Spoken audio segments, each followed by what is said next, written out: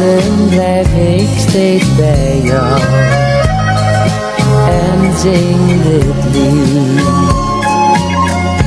Vaarwel mijn dromenland, jouw oceaan. Vaarwel mijn dromenland, ver hier vandaan. Vaarwel mijn dromenland, mijn hart doet zeer. Vaarwel mijn dromenland, ik zie jou nooit weer. Vaarwel mijn dromenland, jouw oceaan.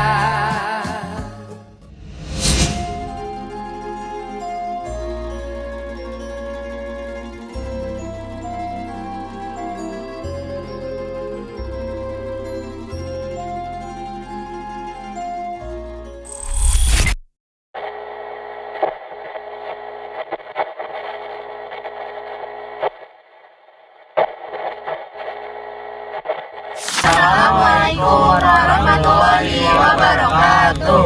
Kami dari kelompok 4 kelas 10 J ingin mengerjakan tugas sejarah. Kami sekarang berada di gedung Isola. Selamat menyaksikan. Bye-bye. Bye. Yang di ada Getaran jiwa melanda hati.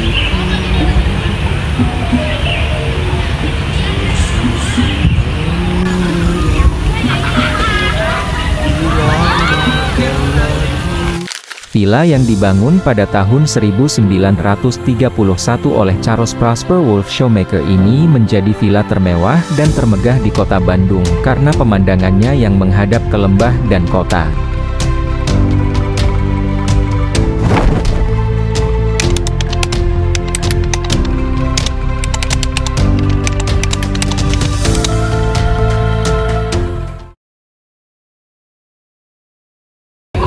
Teman-teman, aku sudah sampai di belakang gedung ini, yaitu gedung putih dengan gaya arsitektur Art Deco. Mungkin kalian belum tahu kan, di balik gedung ini ada sejarah apa? Yuk kita cari tahu. Teman-teman, gedung ini dibangun sejak Oktober 1932 dan sekarang dialihfungsikan menjadi gedung rektorat Universitas Pendidikan Indonesia atau yang kalian tahu dengan sebutan Gedung Isola UPI. Sejak 16 Februari tahun 1949, gedung Isola ini dimiliki dan dibangun oleh Swedia Inggris. Kemudian pada tahun 1991, Villa Isola ini dinasionalisasikan oleh pemerintah Republik Indonesia dan mengganti namanya menjadi Bumi Siliwangi. This is Bandung. Proud to play host, the assorted vehicles are kept under good traffic with large office buildings, stores. But Bandung is more than a conference host. Bandung is an ideal location for such. Bandung, capital of the province control, and the cross-section of it. Teman-teman, gedung Isola ini diambil lokasinya cukup jauh dari keramaian kota karena kata Isola ini berasal dari sebuah filsafat berarti yang berjudul En Isolo et Viva, yang artinya saya mengasingkan diri dan saya bertahan hidup. Nah, sekarang teman-teman kita akan mewawancarai mahasiswa dari Universitas Pendidikan Indonesia dari Fakultas Sejarah. Yuk kita lihat cuplikan videonya. Kenapa gedung Isola jadi ikon gitu? Jadi sejarahnya tuh si gedung Isola ini kan udah langsung masuk jadi eksekusi ya. Tapi karena sejarah itu kan dulu dia tuh sebuah villa yang dimiliki oleh William Baretti kan. Tapi William Baretti itu meninggal di tragedi suatu kejatuhan pesawat lah waktu dia pulang dari Eropa ke Indonesia. Jadi dia nggak pernah balik ke sini.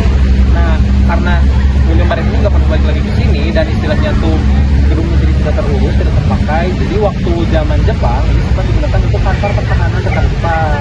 Tapi waktu zaman kemerdekaan, terutama khususnya ada sangkut pautnya dengan peristiwa Bandung Lautan Api, ini tuh jadiin markas perlawanan oleh rakyat Bandung Utara. Jadi rakyat Bandung Utara tuh mereka bertahan dari serangan-serangan musuh tuh ya dari sini. Dan kenapa sih sekarang bisa jadi ikon UPI? Jadi itu tuh ada sangkut pautnya dengan karena zaman dulu tuh kan istilahnya Indonesia lagi butuh-butuhnya guru kan ya, karena guru tuh emang lagi urgent di waktu itu. Jadi ada usulan dari Menteri Pendidikan dan Penerangan waktu itu tuh Muhammad Yamin, kalau kalian tahu, dia tuh ngusulin buat ngediriin sebuah universitas atau istilahnya tuh pendidikan tingkat lanjut lah untuk para guru, karena waktu itu kan guru tuh hanya sebatas dididik kayak misalkan selaras dengan SMA lah, jadi udah SMA teh udah nggak bisa ngajar. Jadi karena merasa perlu guru yang lebih kompeten, didirikanlah tingkat universitas. Jadi itu tuh ketika ini kenapa jadi icon, karena Muhammad Yamin tuh kayak ini ada gedung apa ini. Nah ini dipakai aja buat jadi misalnya tuh sebuah universitas yang mana nanti lama kelamaan jadi bakal yang ramai sekarang gitu. Nah, selain juga ada Muhammad Yamin, juga ada yang berjasa juga di tokoh Indonesia, yaitu Muhammad Ali Satamudjojo. Di mana Muhammad Ali ini juga itu sebenarnya Perdana Menteri yang mengesahkan itu PTBU ini juga. Setelah pokoknya Muhammad Ali itu mengesahkan PTBU ini, nah jadilah yang seperti kata Kang bilang kalau misalnya sampai sekarang. Ini juga sih banyak juga perjalanan yang dapat diambil dari ini. Mana tuh dari sebelumnya itu ada masuk wilayah dari kampus 4 sampai balik lagi ke kampus UPI.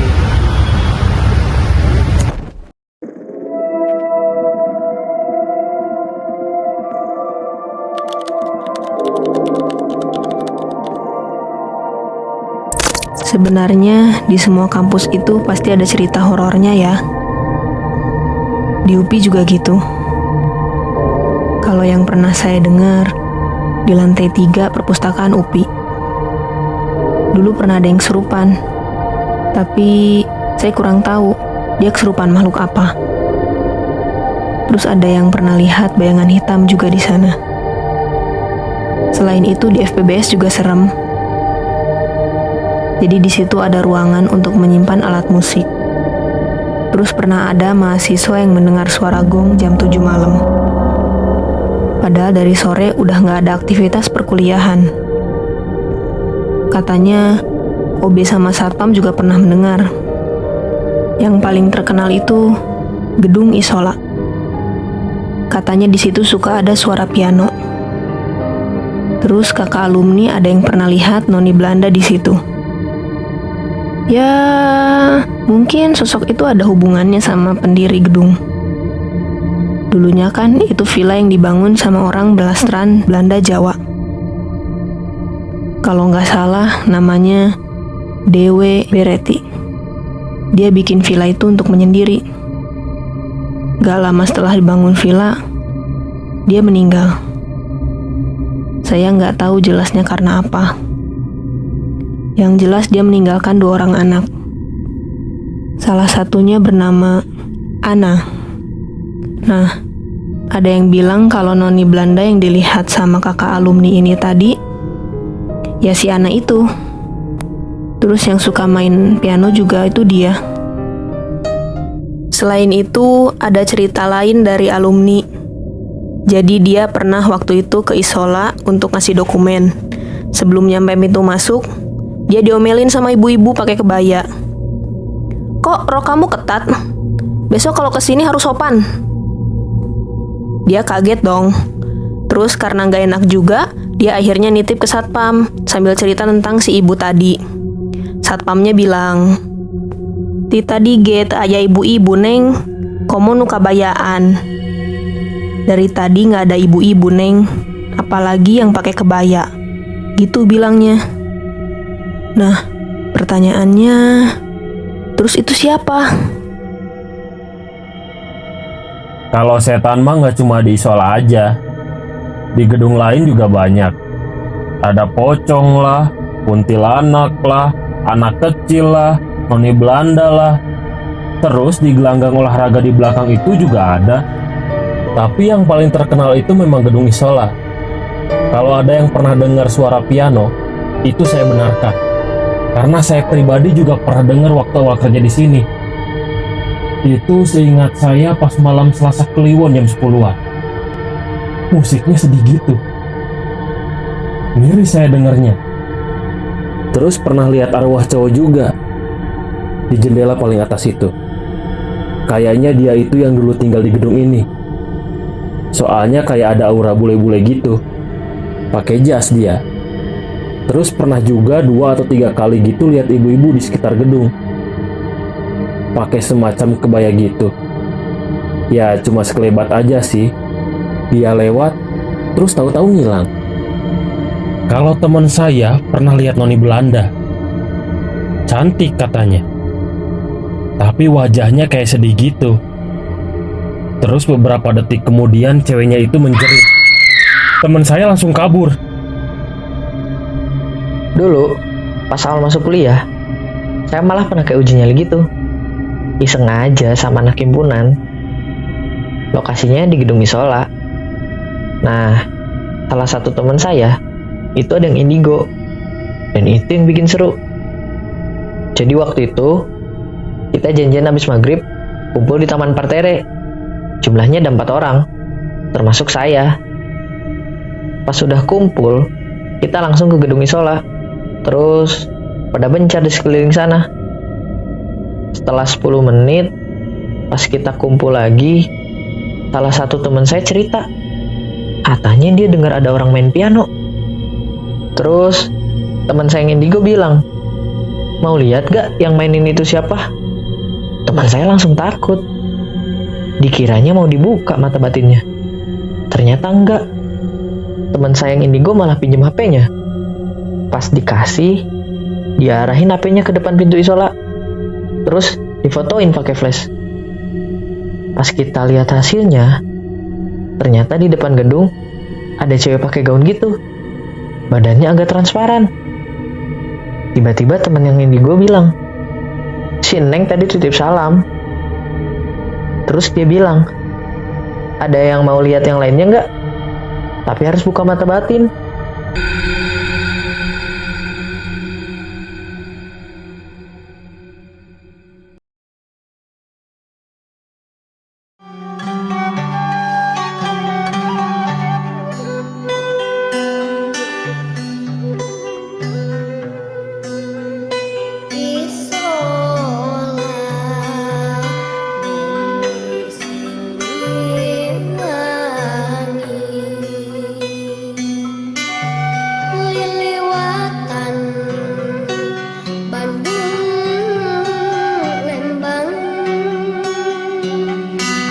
Suku tangku